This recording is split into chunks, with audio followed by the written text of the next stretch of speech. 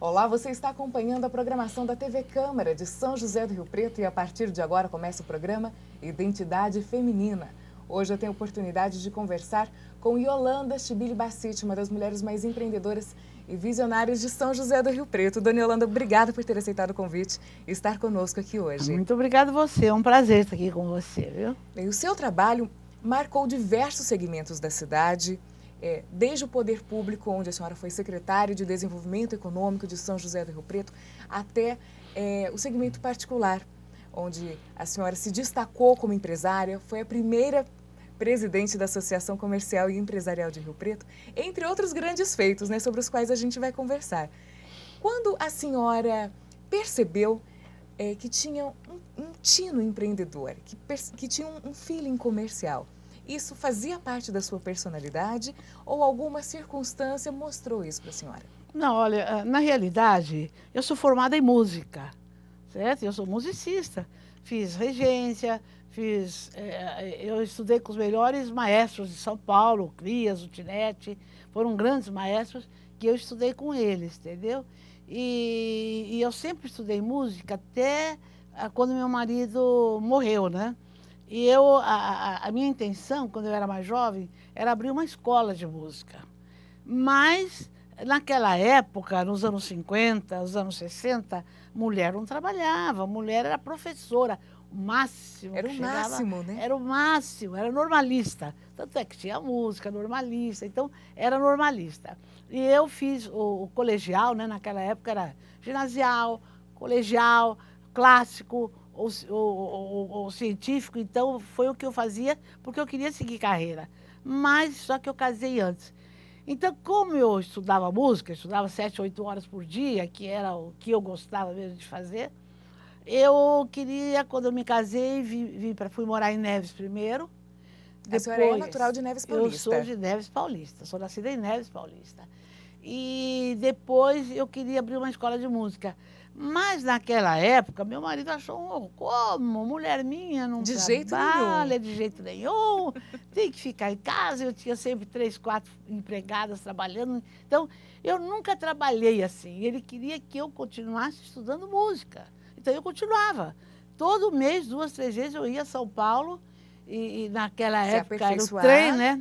Tinha a Gilda. Nós íamos, era uma delícia, porque a gente ia de trem para São Paulo, eu ia de manhã e voltava à tarde. Então, a minha vida foi estudar música.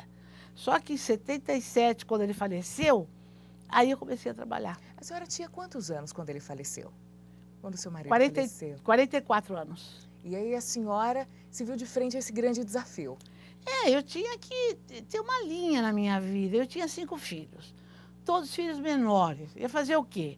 Ia ficar em casa, ia ficar tomando chazinho com as amigas, ele me deixou muito bem de situação, ou ia trabalhar. E eu, então, conversando com os amigos do meu marido, do Alim, tal, e eu cheguei à conclusão que a melhor coisa era eu trabalhar. E aí eu resolvi começar a trabalhar. Mas esse mundo é muito interessante, sabe? A gente, na hora da necessidade, encontra muita gente para nos ajudar. A senhora recebeu apoio? Recebi muito dos amigos, mas o principal é as pessoas não terem vergonha de falar, eu não sei, me ensina. Isso é importante. E a senhora disse isso? E eu fiz isso, sabe? Liguei para... Eu quero saber quem é o melhor plantador de laranja, produtor de laranja do Brasil. Ah, fica lá a Fazenda 7 Lagoas, é fulano. E eu não tive dúvida de pegar o telefone e ligar, olha, aqui é Yolanda. Eu preciso de uma consultoria. E eu tive uma cobertura. Naquela época nem se falava em consultoria. Em 77 era máquina de escrever, não existia esse negócio de computação, não existia nada disso. Toda a parte de fazenda era tudo escrito à mão, era feito naqueles livros, não sei se você chegou a ver uns livros grossos, grandes, que a gente fazia todas as anotações lá. Era aquela maquininha de somar, era aquela de puxar, sabe? De puxar, não tinha telefone para você falar em Santos. Tudo manual. Era tudo manual. Era tudo manual. Então, para você fazer, você tinha que aprender. Aprender com quem? Com os práticos, com quem sabia fazer. O negócio é você, quando você começa a trabalhar, você tem que saber onde está o fio da meada, para você começar a puxar. E aí a senhora identificou perfeitamente onde estava esse Fui fio da atrás. meada, foi atrás e Então, tocou os e negócios. você sabe, naquela época, a mulher não trabalhava em fazenda. E Então, eu, dondoca, né, de sociedade, como é que os funcionários receberam a senhora? olha, E as os ordens que a homens senhora foram dava? extraordinários, as mulheres ficavam meio em dúvida. Será que essa mulher vai dar conta? Porque naquela época a gente não tinha esse negócio de ter contador, de ter, não tinha nada disso. O administrador era responsável por tudo. E a gente, quando eu percebi que os homens estavam confiando, eu falei, meu Deus, eu preciso aprender a plantar, eu preciso café, laranja, tomar conta de gado, eu preciso saber doença de gado, vacinação, eu preciso aprender a fazer muda de laranja, a fazer enxerto, doença, a terra, fazer análise de solo. Tinha que aprender tudo, fazer enxerto, colheita, tinha que aprender a fazer tudo para poder dar as ordens, porque se você não sabe, não, você não O consegue dar funcionário ordem não nenhuma. respeita. Não. E foi aí que eu comecei a ser respeitada. Você acredita que eu ia para a fazenda trabalhar com sapato de salto? Porque a gente, na época, só usava salto, né? A mulher era orientada a se portar assim. E vestido. Não tinha tênis, não tinha calça comprida. Tinha Nos anos bota. 70, não tinha nada disso. Sabe, a gente usava aquele vestidinho tubinho, certo? Salto alto, meia. Foi o que eu mais apanhei, a me acostumar. Meia fina. A meia fina. Era outra vida. Não é que nem hoje, que é uma delícia. Você põe tênis, você põe calça comprida, calça jeans, não precisa ir no cabeleireiro, não precisa nada disso, certo? Quer dizer, então eram muitas coisas para serem conciliadas. E além disso, os 5 filhos. Sim. Então a senhora precisava conciliar a vida de negócios e ainda a vida familiar. Mas eu nunca deixei, em primeiro lugar, meus filhos e a minha casa. Entendeu? A casa é um lugar muito importante na vida da gente. Você sabe que a casa, aquela que você entra, é o lar, que você sente cheiro de bolo assando, que você sente tempero de feijão. Isso não pode ser perdido. Essa é a verdadeira família, sabe? E isso você não pode jogar no lixo. Você tem que dar continuidade. E a senhora conseguiu conciliar muito bem. Sim, e além disso, ainda mulher foi é uma somando. coisa louca, né? Consegue. A mulher consegue, de fato? Consegue. Só consegue.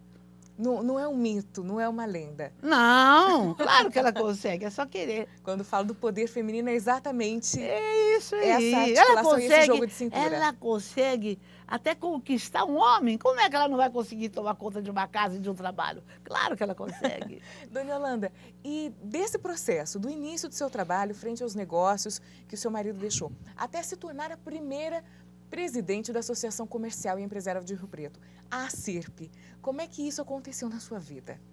Olha, o feito mais importante para mim eu sou a única mulher no mundo a construir uma indústria de suco de laranja. Por quê? Era um setor direcionado só para homem.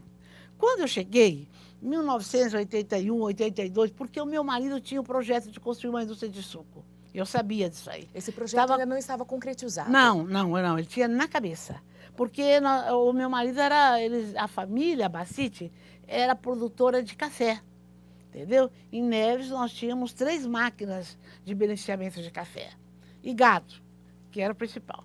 Em 1965, meu marido resolveu começar a plantar laranja. Ele era um visionário, ele viu que futuramente o café ia ter problema, e aqui era uma região, naquela época era muito fria a nossa região. Tinha muita geada. Hoje você não ouve falar mais em geada, não existe mais geada. E tinha geada, queimava o café, toda hora queimava o café. Eu lembro que meu marido acordava de madrugada e ia para a fazenda, 2 horas da manhã, porque ia gear e precisava fazer aqueles tambores para não perder, para queimar óleo queimado, que punha dentro dos tambores, com sei lá, estopa, sei lá o que eles punham, para fazer o fumacê, para cobrir o cafezal de fumaça, para na hora que o sol nascesse, que é a hora que queima o café, ele estivesse coberto por uma névoa de fumaça. Então era uma coisa super trabalhosa. A nossa região, toda essa região noroeste, era uma região que tinha muita geada, sabe? Queimava muito. Em 65 ele resolveu começar a plantar café, plantar laranja. Que foi uma época que ninguém plantava laranja. Laranja era para você comer, para você fazer suco de laranja, laranjada. Mas as indústrias, tinham duas indústrias no Brasil, que era Citrosuco e era Cutrale. As duas em Araraquara, uma em Araraquara e uma em Matão. Então, elas precisavam de laranja. Meu marido resolveu começar a plantar laranja. Ele entendeu que ali havia um Que nicho ali de havia, mercado. e que futuramente a nossa região seria uma grande região produtora de citros. Laranja, limão, laranja de todos os tipos. E foi aí então que ele resolveu começar a pensar em fazer uma indústria de laranja. Mas quem aqui colocou na o região. projeto em prática Aí em 1981 eu comecei a pensar nisso aí. Comecei a produzir muita laranja, chegava a produzir 1 milhão de caixas, e era aquela dificuldade, sempre houve aquela briga de produtor com indústria e governo, e naquela época não podia exportar porque tinha cota de exportação, era uma dificuldade. Aí eu resolvi, fui para os Estados Unidos. Quando eu cheguei lá, fui lá porque eu nunca tinha entrado numa indústria de suco de laranja. Aqui no Brasil era uma indústria fechada. Quando eu cheguei lá, fui nas indústrias que fabricavam maquinário para a indústria de suco de laranja. Quando eu cheguei lá, eles assustaram. Uma mulher querendo fazer indústria de suco. Essa mulher é uma brasileira. Louca. No Brasil, uma mulher que mora lá no norte, que é uma maluca.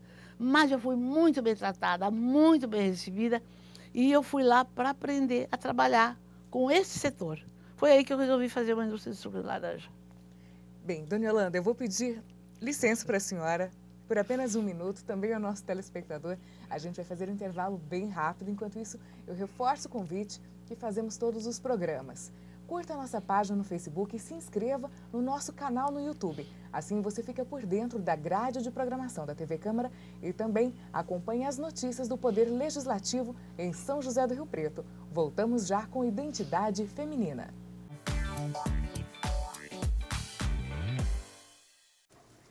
Julinha, não esquece o casaco. Julinha, não esquece o protetor solar. Julinha, não esquece de escovar os dentes. Você que está sempre se lembrando de proteger sua filha, não pode se esquecer da vacinação contra o HPV para meninas de 9 a 11 anos. Ela previne o câncer do colo de útero, que afeta 15 mil mulheres todos os anos. Procure uma unidade de saúde do SUS ou fique atenta ao período de vacinação nas escolas. Vacinação contra o HPV, proteção para a menina, saúde para a mulher. A medula que salva vidas não é tirada da sua espinha, e sim do osso do quadril ou do sangue, como uma doação. Você doa uma pequena quantidade que não faz falta. Seu corpo repõe fácil e volta logo ativa. E pronto, você salvou uma vida. Faça o cadastro no Hemocentro. Doar só depois.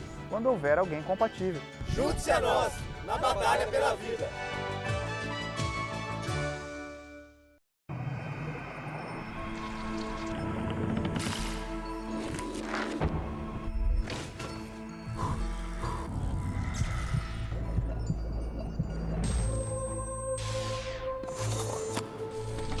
Você é sua principal ferramenta de trabalho. Por isso, empregador e empregado têm o dever de prevenir os acidentes de trabalho e preservar a vida. Com um ambiente de trabalho mais seguro, o Brasil avança para um futuro melhor. Bombeiros 193 chamando. Acionamento do telefone 193. O Corpo de Bombeiros da Polícia Militar do Estado de São Paulo atende a emergências de incêndios, resgates e salvamentos através do telefone 193. Em caso de emergência, mantenha a calma. Passe o endereço da emergência com rua, número, cidade e ponto de referência. Confie e responda às perguntas do atendente do Corpo de Bombeiros. O Serviço 193 destina-se a emergências. Se não for emergência, contate-nos em...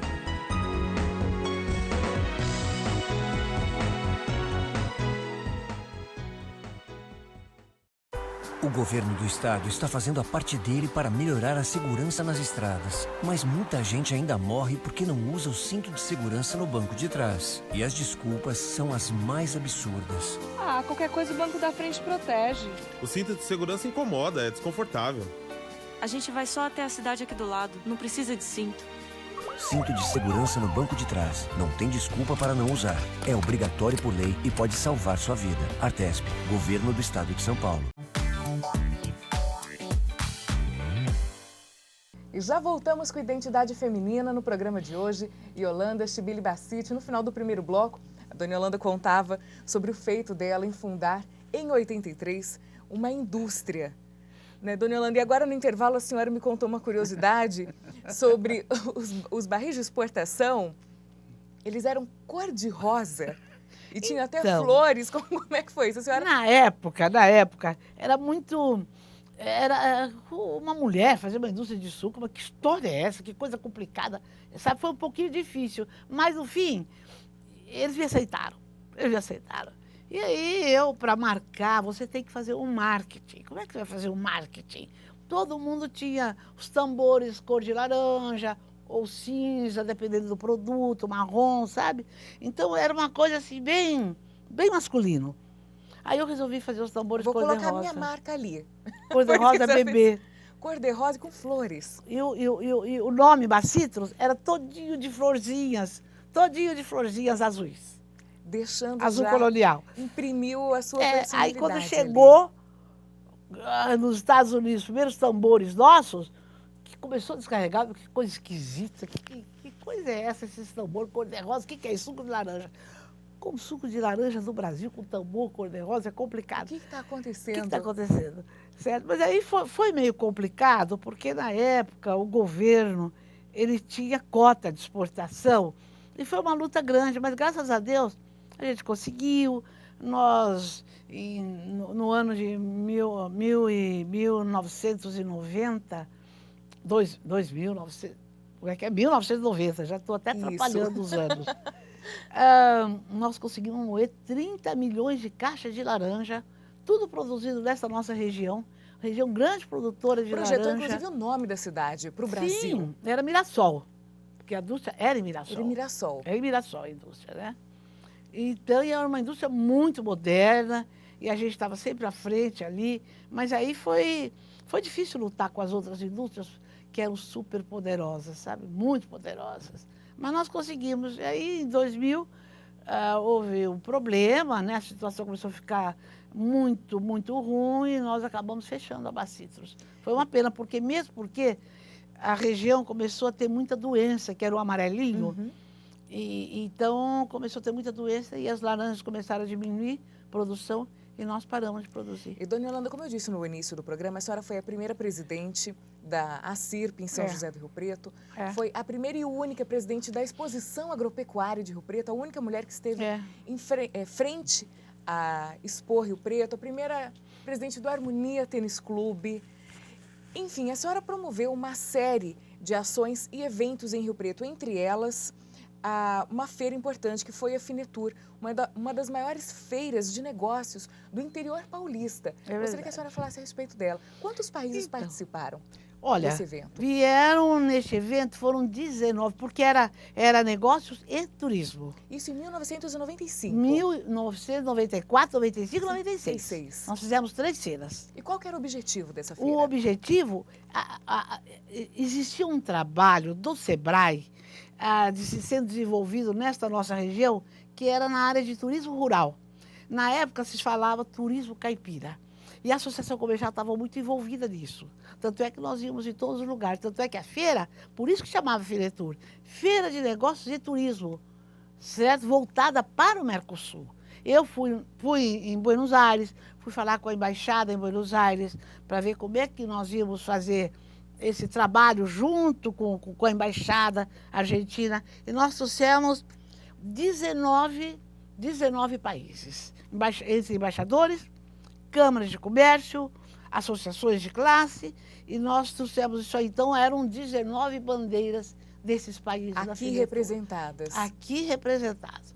Foi muito boa. Outro trabalho importante também da senhora, dessa vez frente à Secretaria de Desenvolvimento Econômico e de Negócios de Turismo, foi a vinda do Banco do Povo. Sim. O Banco do Povo que até hoje atua fortemente, uma importante ferramenta para o pequeno empreendedor, para o pequeno... porque o Banco do Povo, na realidade, ele beneficia a dona de casa, aquele pequeno barbeiro, aquele que tem o carrinho de pipoca, que vende... Foi uma coisa que o Edinho chegou para mim e falou assim: Yolanda, você vai atrás de um banco, quero o Banco do Povo em Rio Preto.